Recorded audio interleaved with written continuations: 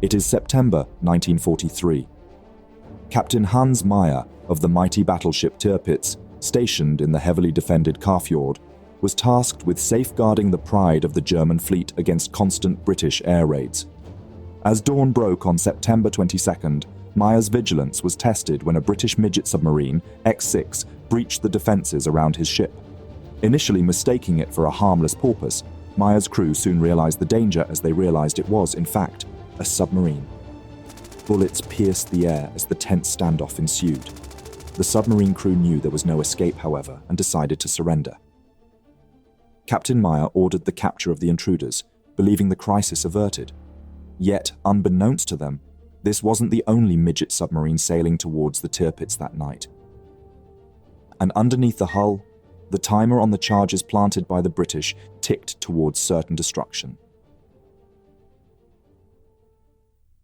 In 1933, Hitler's ascent to power led to a reinvigoration of the German military, with particular emphasis on the Luftwaffe and Heer. However, Hitler's ambitions extended to the creation of a powerful German fleet, posing a direct threat to Britain's mighty Royal Navy. The super battleship Tirpitz, launched in 1939, represented a great threat to Allied shipping routes. At the time, together with its sister ship Bismarck, it was the largest battleship in Europe. Tirpitz was part of a much larger plan. Hitler's authorization of Plan Z, just 2 months before the launch, aimed to expand the Kriegsmarine to challenge Britain's naval supremacy by 1948. This ambitious plan called for a fleet centered on 10 battleships and 4 aircraft carriers, along with long-range cruisers and U-boats. However, the outbreak of war in September 1939 hindered the Kriegsmarine's progress toward achieving the plan's objectives. At the time of the British declaration of war, the Kriegsmarine possessed only a fraction of the envisioned fleet, with 3 pocket battleships, 2 cruisers, about 3 dozen destroyers, and 57 submarines, and the battleships Tirpitz and Bismarck. These 2 Bismarck-class battleships were developed by the Kriegsmarine in response to French naval expansion, particularly the Richelieu-class battleships. Constructed during the mid-1930s, they were initially designed to adhere to the 35,000 long-ton limit imposed by the Washington Naval Treaty. However, both ships exceeded this limit significantly, with Tirpitz displacing 42,900 tons as built and 52,600 tons fully loaded, with a complement of up to 2,500 sailors and 108 officers. Tirpitz was equipped with an imposing armament, including 8 15-inch guns arranged in 4 twin turrets, with a range of up to 36 kilometers, along with a secondary armament of 12 5.9-inch guns, 16 4-inch guns, and 58 anti-aircraft guns. Additionally, 8 torpedo tubes were installed after 1942. The battleship featured advanced radar systems for search purposes, as well as a Würzburg fire control radar for targeting. To ensure aerial reconnaissance, there were 4 Arado R-196 seaplanes on board, carrying machine guns and 1 bomb. Tirpitz boasted strong armor protection, while its propulsion system consisted of 3 steam turbines driving screw propellers, providing a maximum speed of 30.8 knots. In 1939, the war broke out with Germany and the Soviet Union invading Poland. The following year, in April, German troops swiftly invaded Norway and occupied key cities. The importance of Norway's naval bases became evident following Germany's invasion of the Soviet Union in 1941, as the Allied powers fired up Arctic supply convoys to bolster the Red Army's defenses. The loss of battleship Bismarck in May 1941 made Tirpitz the Kriegsmarine's sole battleship, drawing Allied attention. While Tirpitz faced bombing raids during construction, it remained largely unscathed until entering active service in January 1942. Hitler ordered Tirpitz to Norwegian waters to defend against potential Allied invasion and disrupt the Arctic convoys supplying the Soviet Union. She sailed for Trondheim in January 1942. Nearly immediately, a bombing raid with 27 heavy bombers was launched from Lossiemouth. However, the planes failed to locate the battleship and didn't damage her. Tirpitz set sail on March 6th to intercept Allied convoys PQ-12 and QP-8 in the Arctic. Lack of clear intelligence led to a fruitless search, frustrating the Germans. 3 days later, the British Fleet Air Arm launched an airstrike against Tirpitz.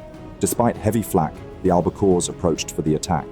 However, due to various factors including weather and an intelligence gap, none of the torpedoes hit Tirpitz. By mid-1942, the mere presence of Tirpitz dominated the Norwegian fjords, holding the British Royal Navy at bay and restricting vital convoy routes to the Soviet Union. Despite immense firepower, Tirpitz remained largely inactive, serving as a fleet in being to tie down Allied resources. The Allies suffered constant setbacks, with multiple bombing raids failing to damage the battleship. However, the biggest disaster of all was the destruction of convoy PQ-17, where nearly 3 dozen Allied merchant ships dispersed as they feared running into the Tirpitz, only to be ambushed by U-boats and aircraft. It became one of the most significant naval losses for the Allies during the war. In October, an attempt to sink Tirpitz with chariot torpedoes failed. Tirpitz's only active engagement was in September, when she bombarded Spitsbergen, achieving success as a German landing party, captured the naval base. In late February, Captain Topp was promoted to Vice Admiral and was replaced by Meyer once again. Meanwhile, Winston Churchill prioritized destroying the Tirpitz, leading to the development of X-craft submarines armed with detachable explosive charges, 4 tons of Amatex high explosives. The development process was challenging due to the cramped interiors and required specially trained crews. They were substantially larger than the chariot-manned torpedoes. Typically towed by a larger mother submarine to their operation area, the X-craft had a passage crew on board for transit, with the operational crew transferred by dinghy when nearing the target. With a range limited by crew endurance, the X-craft could operate for up to 14 days or cover approximately 1,100 kilometers surfaced and 150 kilometers submerged.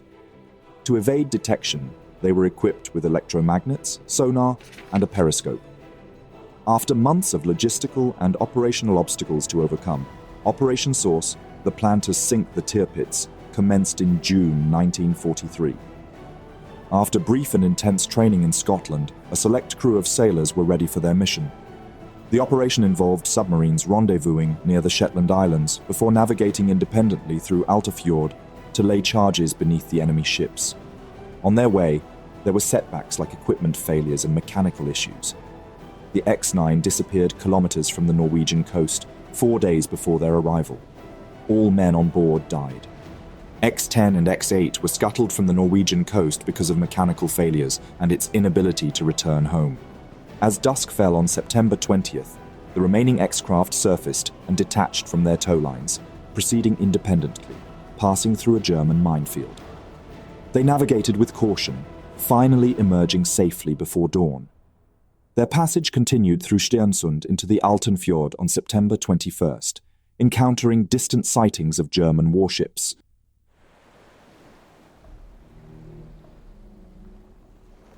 The Tirpitz, stationed at the end of Barbrudalen Bay in the Kafjord, was heavily fortified with torpedo nets surrounding her mooring. The narrow entrance to the fjord, guarded by booms and patrol boats equipped with hydrophones, posed a significant challenge for the X-craft. The plan stipulated that no attacks were to occur before 1 a.m. on September 22nd, allowing time for all X-craft to reach their targets.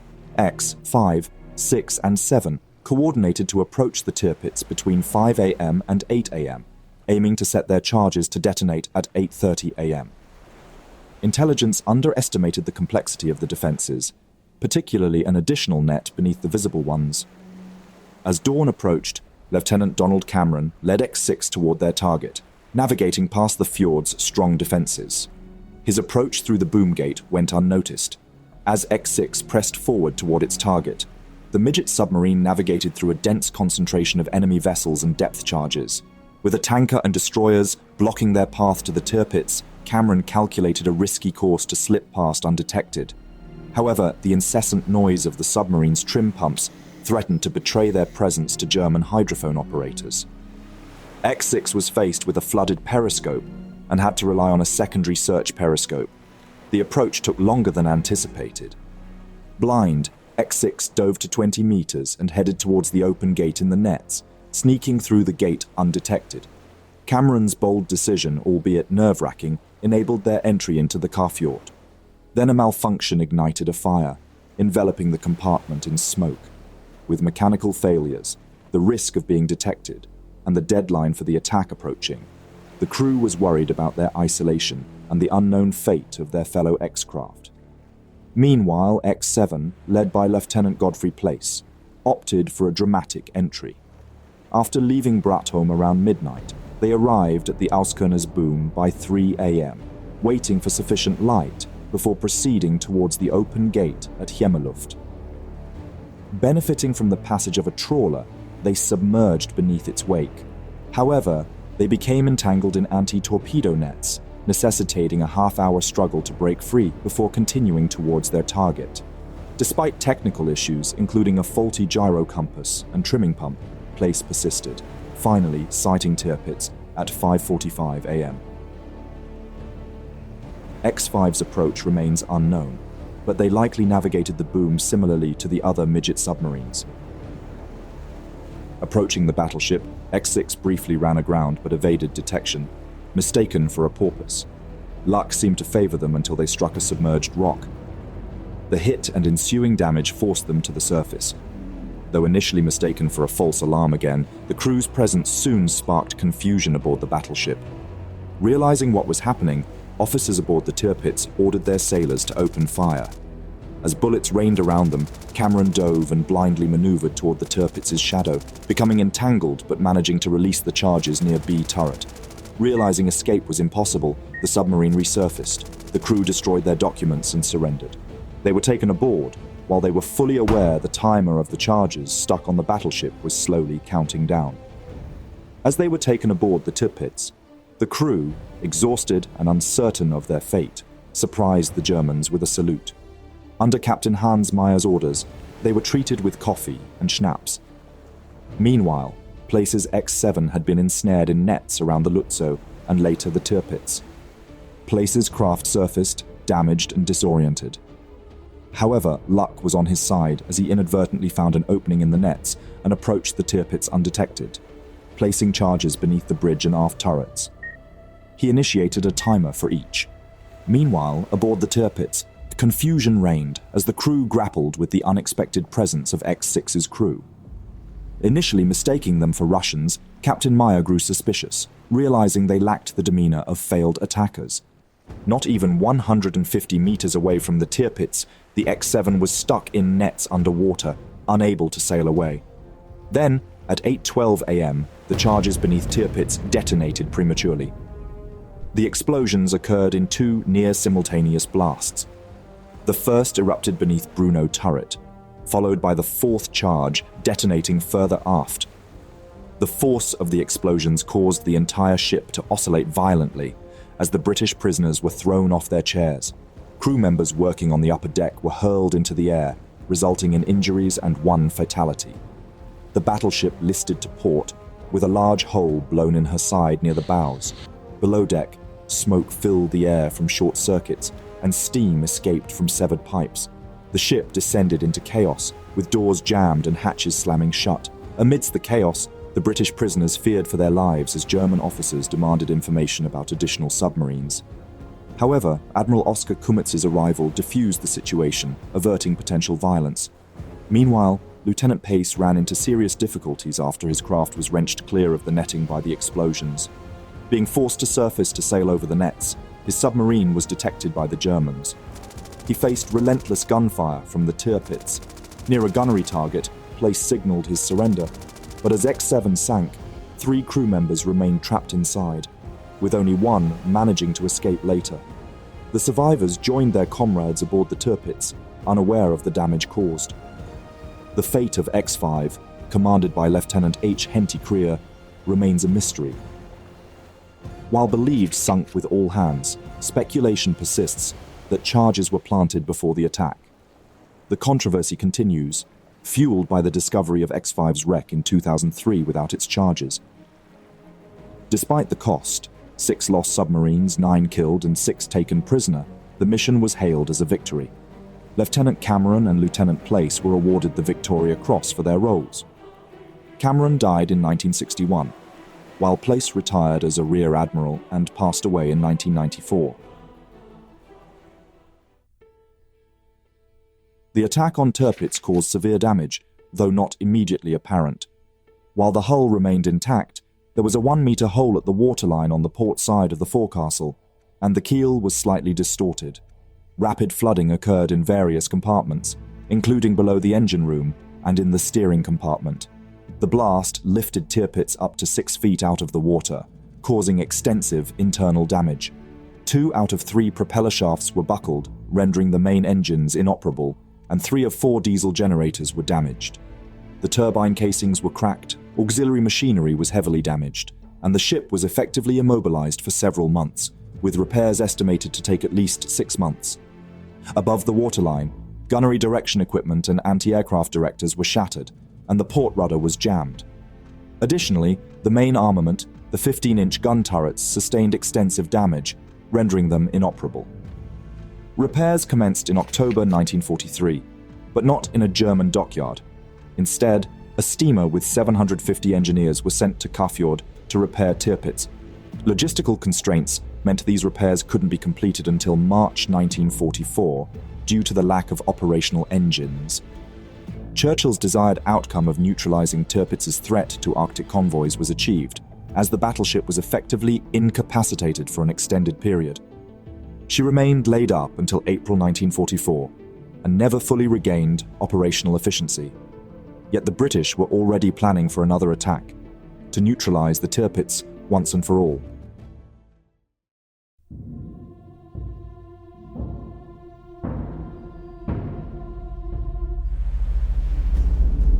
It is April 3rd, 1944.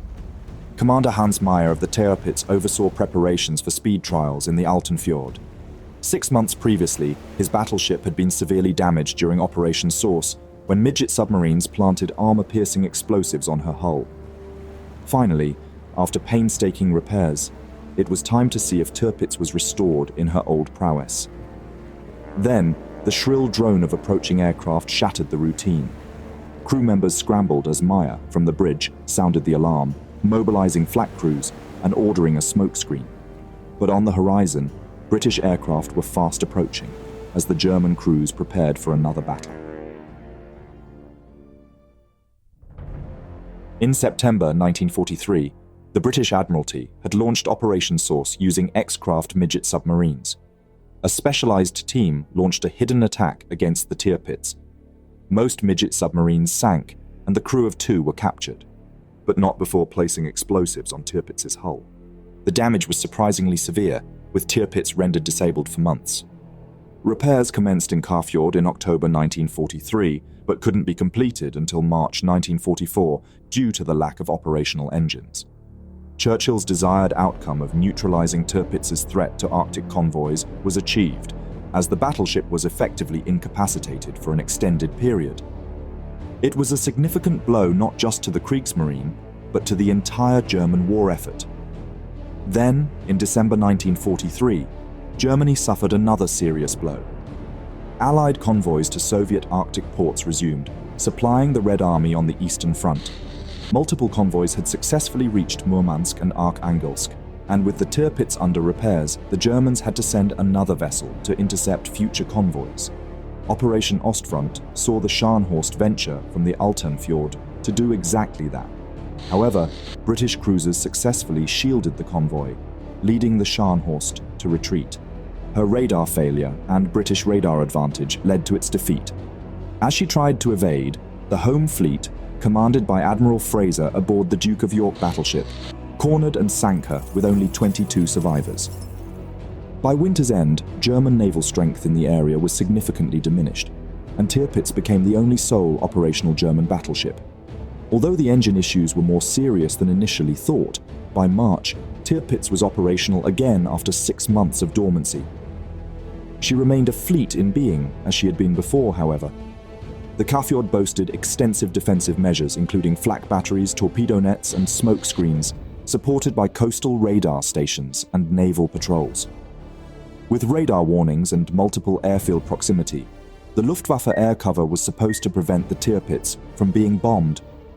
British intelligence closely monitored Tirpitz's progress, and in late 1943, plans were made for further attempts to sink her. Photographic reconnaissance provided vital intelligence for operations against her. The previous attempt with Midget submarines proved ineffective, as strengthened underwater defenses thwarted such efforts. Consequently, the Allies turned to air power, planning a carrier-based attack, similar to historic raids like Taranto and Pearl Harbor. Britain's bomber command relied on the Fairey Barracuda.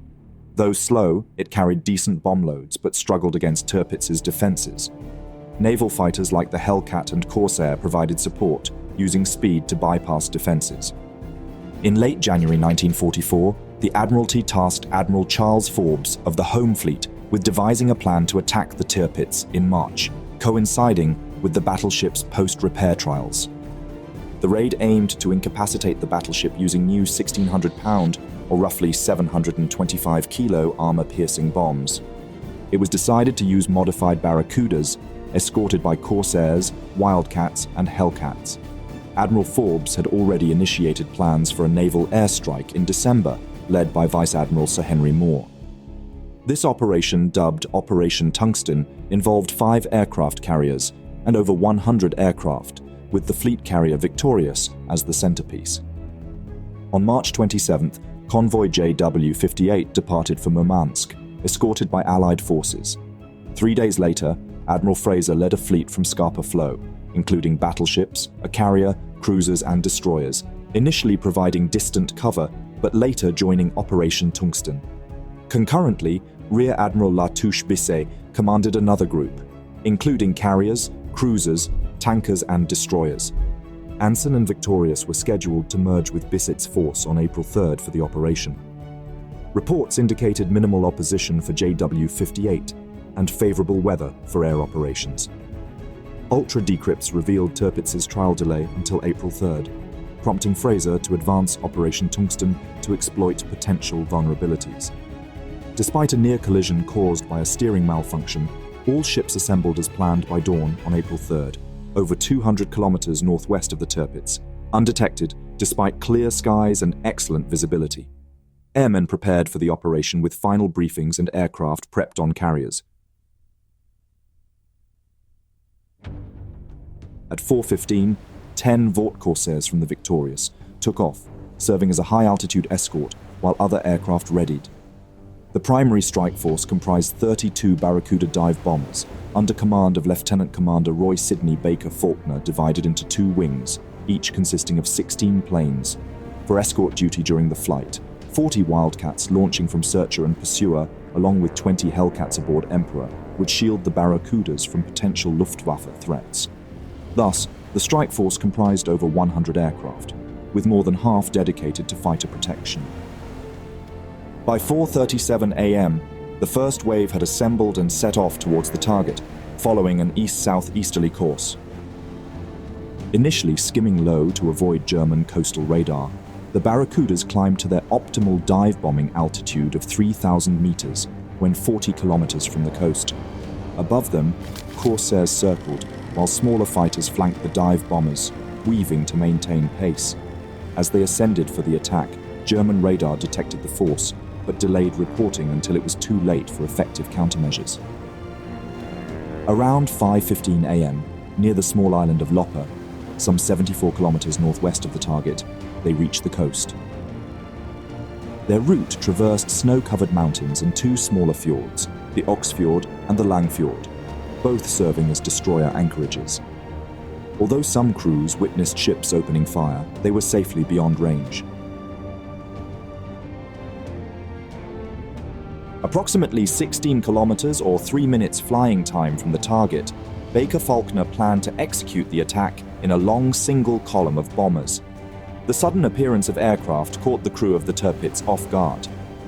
The Tirpitz was on the verge of departing, preparing for speed trials near the seaward end of the Altenfjord. Many crew members were on deck, readying to cast off. From the bridge, Captain Meyer swiftly sounded the alarm, prompting the flak crews to dash to their positions while orders were given to initiate the smokescreen. But time was a luxury they couldn't afford. The British aircraft were already upon them. As the Barracudas, aligned for their dive-bombing assault, the Wildcats and Hellcats descended low, strafing anything in sight. Leading the charge, the Wildcats descended over the hills, flying up the fjord in a line abreast, unleashing a torrent of fire from their Browning machine guns. Bullets tore into the German sailors, scrambling for cover on the battleship's upper decks. Following suit, other fighters joined the fray, transforming the Tirpitz into a scene of chaos and carnage, with several flak guns out of order. But this was merely the opening act. Then, a minute behind, the first Barracudas initiated their attack, swooping down towards their target in a disorganized formation. The prescribed release height for the 725 kilograms bombs was 1,100 meters, yet in the frenzy of combat, most crews held on longer, dropping their payloads from approximately 760 meters. Many bombs failed to penetrate the armored deck due to low release altitudes. Upon releasing their ordnance, Barracudas maneuvered to evade the now intense flak. Explosions enveloped the Tirpitz, shrouding it in smoke and flame. All the payloads were dropped as the attack had been ongoing for exactly 1 minute. As the last flak guns fell silent, the Tirpitz crew took stock. Caught off guard, only a handful of flak guns managed to fire before the attackers withdrew.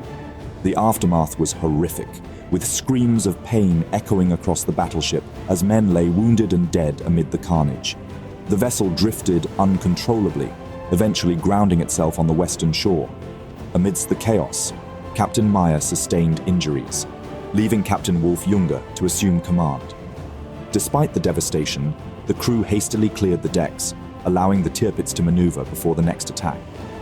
Meanwhile, columns of smoke began rising from the shore. Remnants of futile smokescreen generators started too late. The blanket would be in place by the next wave's arrival. In the initial wave of the assault, the Tirpitz endured a series of hits. A 725 kilograms armor-piercing bomb struck the starboard side of the forecastle, forward of the Anton turret. Another 725 kilograms AP bomb impacted the port side of the catapult deck.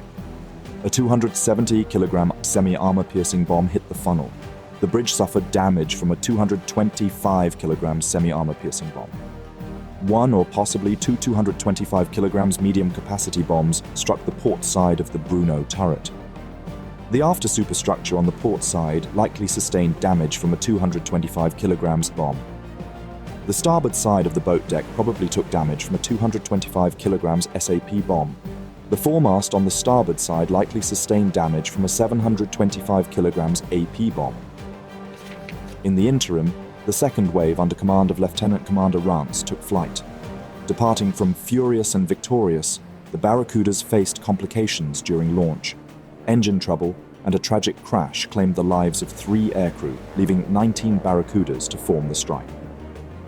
As they crossed the coast at Loppa, a column of black smoke marked the burning Tirpitz, 64 kilometers and 12 minutes flight away.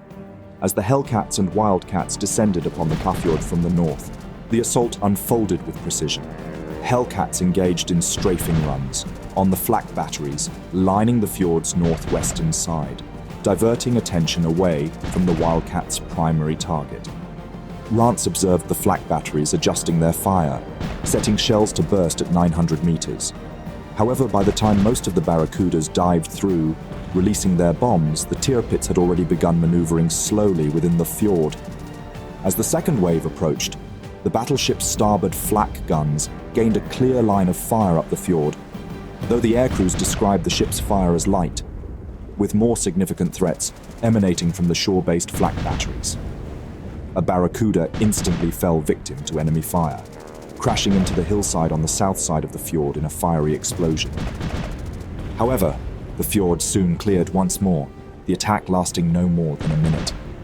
The aftermath revealed a scene of devastation aboard the Tirpitz. Jagged, twisted metal littered the deck, bomb holes spewed smoke and flame, and the scent of burning permeated the air. A 725 kilograms armor-piercing bomb struck the starboard side of the after-superstructure, initially targeted on the hangar. One or possibly two 225 kilograms medium-capacity bombs hit the starboard beam, just inboard of the secondary turret. A probable 225 kilograms semi-armor-piercing bomb likely hit the starboard side of the quarterdeck. Another probable 225 kilograms semi-armor-piercing bomb likely struck the starboard side of the Caesar turret. Additionally, a probable 225 kilograms MC bomb may have hit immediately forward of the foremast. Despite serious flooding and a slight starboard list, the damage control efforts proved effective, with fires extinguished and flooding contained. Allied losses included 1 Corsair, 3 Barracudas, and 9 crew members. In contrast, the Germans lost 123 sailors, with 329 wounded. Captain Junger skillfully guided the battleship out into the fjord. Though the damage appeared severe, reports indicated that much of it was superficial, with the ship's armored decks remaining intact and her guns operational.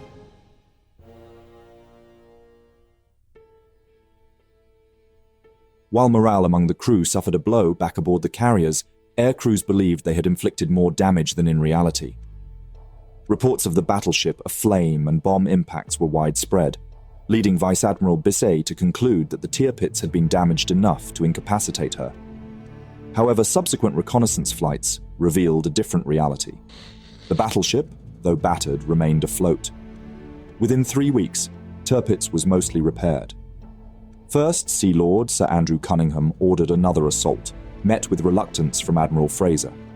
Nonetheless, plans for a fresh attack were drawn up, signaling a continued effort to neutralize the battleship.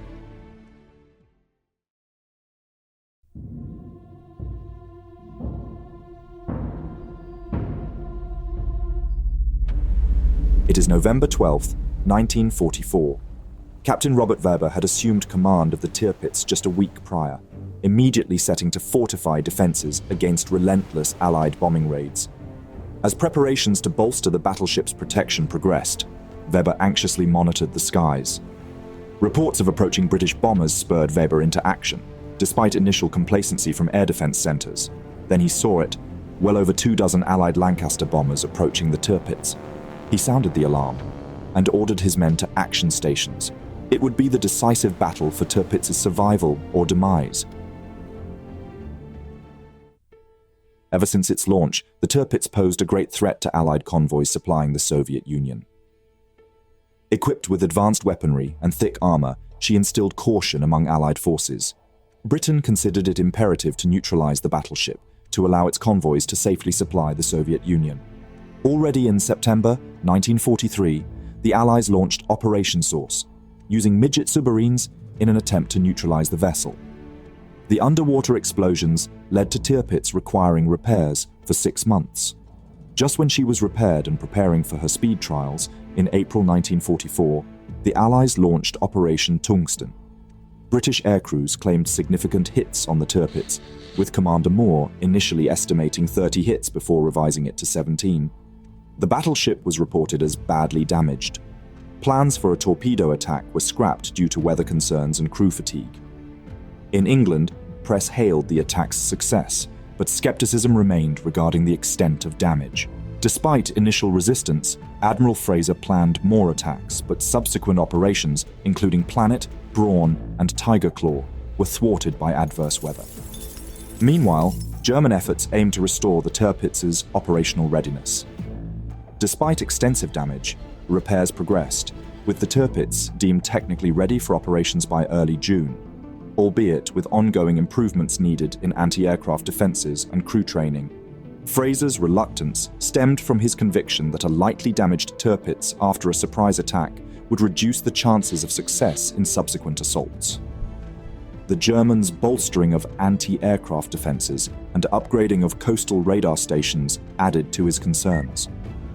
On July 12th, reconnaissance confirmed the battleship's operational status, alarming the Admiralty with the speed of repairs. Operation Mascot, led by Admiral Moore, was meticulously planned with extensive naval aviation resources. However, it encountered German radar detection and electronic interference, resulting in another failed strike. In August, Operation Goodwood aimed to neutralize the Tirpitz once again, to prevent Arctic convoy JW-59 from falling victim to the battleship. Involving 2 forces, it employed successive strikes to disable the battleship. It faced setbacks including crew reassignments, weather delays, and targeting concerns. Despite 4 attacks between August 22nd and 29th, only one hit was achieved, damaging Tirpitz's turret Bruno. Another bomb penetrated but failed to explode, while a third missed. British losses included 2 Hellcats and 4 Corsairs. The task force returned to Scapa Flow after covering convoy RA-59A. Consequently, the mission was transferred to the Royal Air Force Bomber Command due to the Royal Navy's inability to destroy the battleship from the air. Meanwhile, Tirpitz was sailed to Alton Fjord for repairs. The Joint Planning Staff in London sought alternatives to destroy the Tirpitz due to the Barracuda's limitations in speed and bomb capacity. Long-range heavy bombers were deemed the best option. 2 squadrons, the 9th and the famous Dam Busters 617th, were chosen to lead the operation. The Lancaster bomber was selected for its superior capabilities, though weather and distance presented challenges. An additional problem was the need for heavier bombs. RAF Bomber Command chose to deploy tallboy earthquake bombs and JW mines against the Tirpitz. The tallboy bomb, weighing 5.4 ton, was designed to pierce through thick concrete, thanks to its aerodynamic design and supersonic speed. When it exploded, it caused significant seismic effects, making it perfect for hitting heavily fortified targets like the Tirpitz battleship. Captain Willie Tate was chosen to lead this, and subsequent strike forces. Bombers would fly from a Soviet airfield, Jagodnik, south of Arkhangelsk, to arm and refuel before attacking the Tirpitz. As weather reports indicated clear skies over the Kafjord on September 15th, Operation Paravane commenced, with 23 Lancasters flying at low altitude to avoid detection. The time had come for the heavy bombers to strike Tirpitz. Pilots applied full throttle to reach the necessary altitude for bomb deployment. Tallboy bombs, falling for nearly half a minute from 4,000 meters, required precise coordination. One of the tallboy bombs penetrated the battleship's hull near the bow. The explosion caused extensive underwater damage, flooding compartments with 2,000 tons of water and damaging the ship's engines and machinery. Despite German attempts to downplay the damage, intercepted signals revealed the severity. With the Tirpitz rendered unseaworthy, it was decided to keep her in Norway as a static gun battery. She was moved to the Sobotn Channel near Tromsø, where she remained largely unprotected until her defenses could be reinforced. Aware of this vulnerability, Bomber Command planned another raid to capitalize on this window of opportunity before her defenses were strengthened. Operation Obviate, launched in late October, aimed to strike the battleship once again. A Norwegian agent had relayed Tirpitz's new mooring place. The attack was facilitated by the Tirpitz's relocation closer to Scotland. On October 29th, 32 Lancasters under the command of Captain Willie Tate released their payload, but none hit the battleship. They faced difficult circumstances, initiating the attack on the Tirpitz, unable to descend below clouds due to the need to drop bombs from high altitude to penetrate the battleship's armored deck. German defenses were on alert, anticipating the attack. The Tirpitz survived the attack, albeit with damage to its rudder and propeller shafts, rendering it permanently immobilized. Shortly after, on November 4th, Captain Wolf Junger relinquished command of the Tirpitz. His successor, Captain Robert Weber, a skilled gunnery officer, assumed leadership. With time running short before winter impeded precision bombing, Bomber Command wanted to launch one more strike. They anticipated clear skies over Tromsø on November 11th, proceeding with a new attack planning to destroy the Tirpitz, Operation Catechism. The mission closely mirrored Operation Obviate, with the only deviation being new intelligence indicating the presence of German fighters at Barduflos airfield. By 3 a.m. on November 12th, 32 bombers under the command of Captain Willie Tate embarked from Lossiemouth, Kinross and Milltown. Flying at approximately 450 meters over the North Sea, they veered north upon reaching Shetland, making their way towards Norway. That early morning, efforts were underway to diminish the water depth beneath Tirpitz's keel, while smoke generators arrived and were being installed. New flak guns were positioned, torpedo nets deployed, and a direct communication link with the Luftwaffe established, raising hopes for timely air support. Weber harbored confidence that within 3 weeks, daylight hours would dwindle, rendering the battleship less vulnerable to aerial assaults until the onset of spring. However, until then, he yearned for overcast skies and adverse weather conditions. But that morning, bombers gathered over Lake Tornatresk. Clear skies favored bombing, but risked interception. As reports of approaching British Lancaster bombers reached the Tirpitz, Captain Robert Weber sought detailed information from the Air Defence Centre in Tromsø for more data, but encountered minimal concern. Despite multiple sightings of enemy aircraft, including an incorrect report of 7 single-engine planes, the airbase at Bardufoss remained inactive.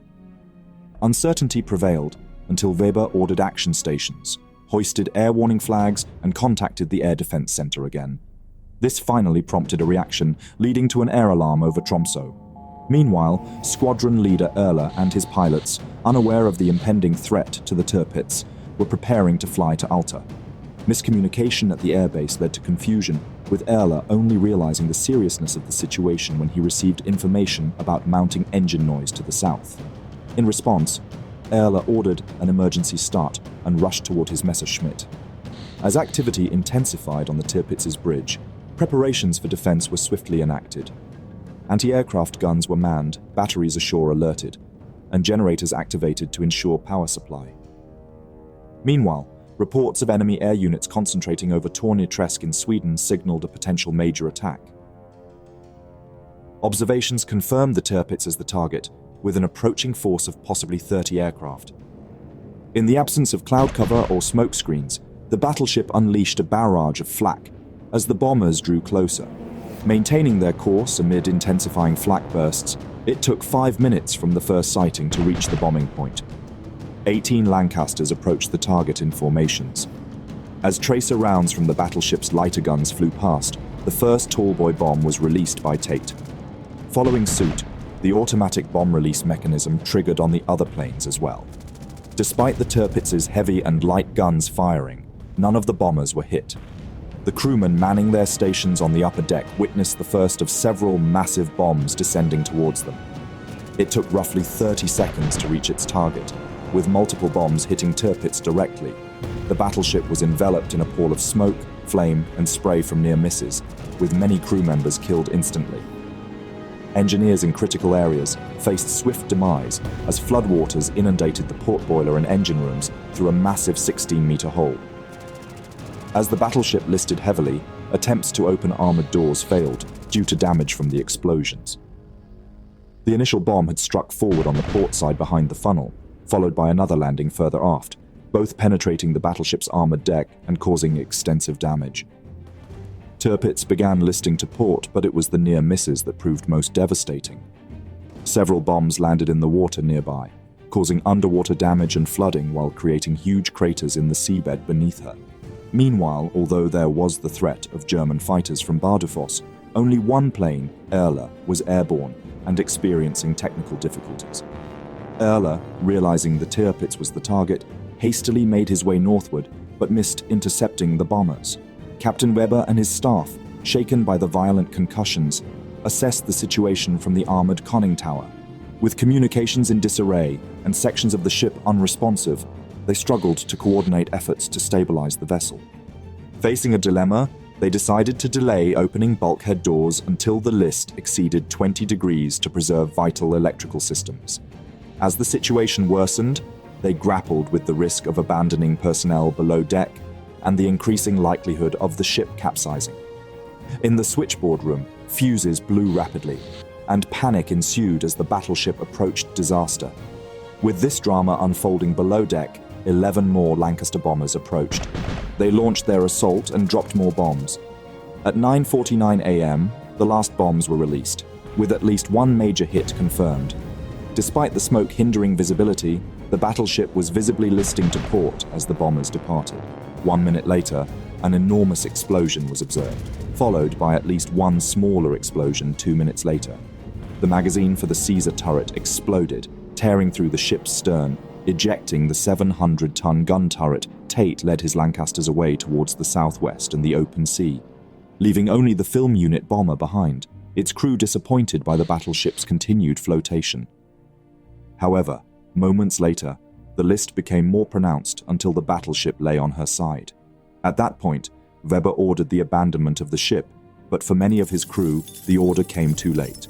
More, smaller explosions followed, exacerbating the healing until most of the superstructure was submerged. Hanging there briefly, Tirpitz then rolled over completely, leaving only the red of her upturned hull visible above the water of the fjord. Inside the hull, thousands of men found themselves trapped as bulkheads collapsed. Escape routes became blocked and darkness enveloped them. Most struggled in the dark, clinging to the slim hope of rescue. However, very few were saved. Of the 1,900-strong crew of the Tirpitz, nearly 1,200 were trapped inside or killed at their posts. Only 84 were rescued, escaping through holes cut in her hull in the days that followed. Meanwhile, all of the bombers returned safely. The following morning, Operation Catechism's success in sinking the Tirpitz battleship was acknowledged during a morning conference. The Tirpitz, Germany's threat in the Arctic waters, had finally been sunk. Its demise marked the end of an era, showcasing the dominance of air power in naval warfare. The campaign highlighted the obsolescence of battleships and emphasized the importance of land-based and carrier-based air power. Hitler's caution towards risking heavy warships had hindered Tirpitz's effective use, reflecting broader strategic considerations. Resource constraints and lack of fuel hampered German naval strategy, limiting Tirpitz's impact on the war's outcome. Ultimately, Tirpitz's legacy symbolizes both the ambitions and limitations of German naval power in World War II. After many bombing raids, Germany's last Bismarck-class battleship was finally sunk, and within several months, the war in the European theater would end. Thank you very much for watching this video. Please leave a like, it really helps out the channel. If there is a topic, battle, or person you would like to know more about, let me know your thoughts in a comment. I would also like to thank all my patrons and channel members for their generous support. If you enjoy House of History and you want to support my work, consider joining me on Patreon.